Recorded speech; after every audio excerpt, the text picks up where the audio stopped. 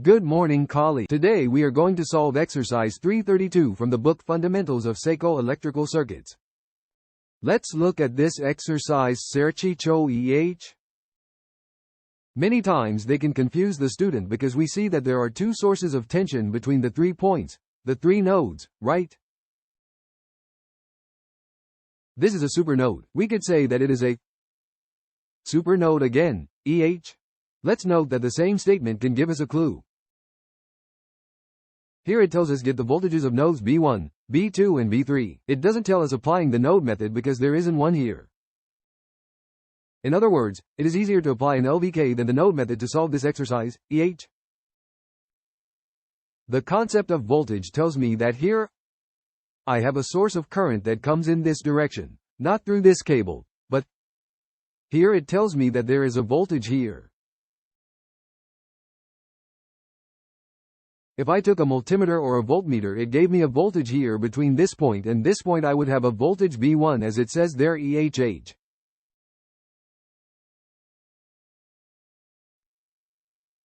Obviously between this point and this point we see that there is a voltage of 10 volts, and between this point and this point we observe that there is a voltage of 12 volts. That is, they are practically no longer producing the B2 voltage of 12 volts between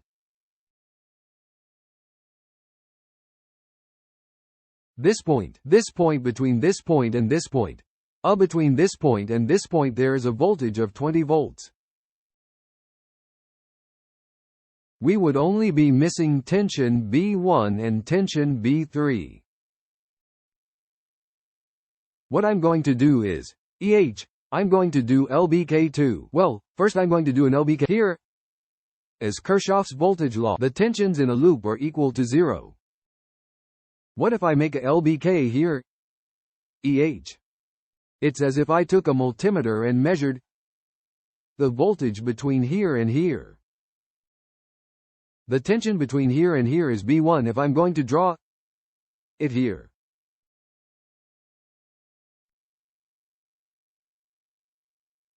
B1, I'm replacing the current source with a voltage source, but I don't know how much B1 is worth yet. I only know that there is a voltage V1.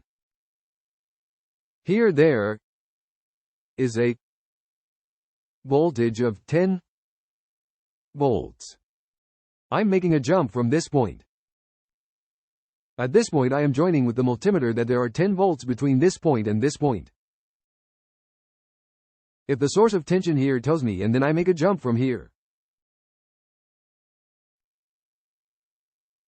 Here doing the confinement, and here there is a voltage of 12 volts.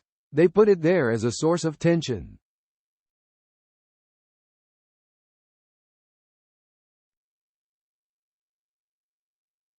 volts, so it's easier for me to do the LBK there. So I'm going to put black if I do the L, which would be minus P1 minus 10 plus 12 equals 0.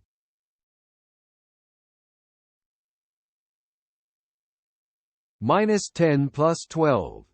How much is it? There are 2 volts here. So if I mirror V1 P1, well, I'll put it here better. It is equal to 2 volts. True, the minus V1 goes to the other side of the equal would be V positive 1. Hey? Minus 10 plus 12 or 12 to 10 gives 2 volts.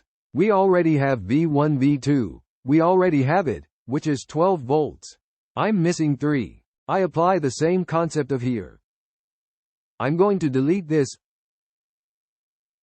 I'm going to delete here. I'm going to delete this too, and here I'm going to do here now here.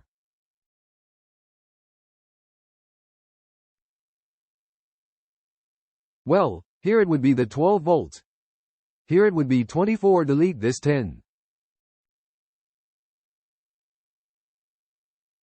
20, and I end this resistance. I replace it with V3. Remember that it is as if it were. Hey, I'm going to delete. I'm going to erase the lines. This is so you don't get confused. What I'm doing is, pretend that with a multimeter, or well, I make a jump here. Here we already know that it is 12 volts from here. Here we already know that it is 20 volts, but from here there is a voltage versus 3 that we do not know what it is. That's why I replaced this resistor with a voltage source called V3, which I don't know what it is. Then I get Picando. Here I have that I am using many colors. Here, the ABC. Minus 12 volts. Minus 20 volts plus V3. So, minus 12.